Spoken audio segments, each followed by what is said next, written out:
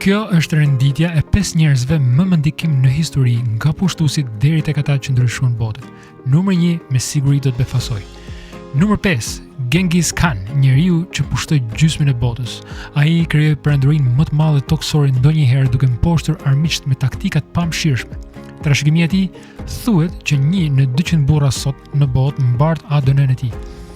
Numër 4, Napoleon Bonaparte, generali që u bë perandor. Ai u ngrit nga hiqi dhe dominoi Europën duke ndryshuar përjetë strategjitë ushtarake. Dhe kur dërguar në internim, u kthye për të rimarrë fronin, por rënia e dytë ishte përfundimtare.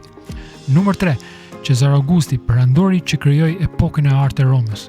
Ai e shndrroi Romën në një perandori të papërmaqshme dhe solli 200 vjet stabilitet. Qeverisja e tij formsoi botën perëndimore për shekuj me radhë.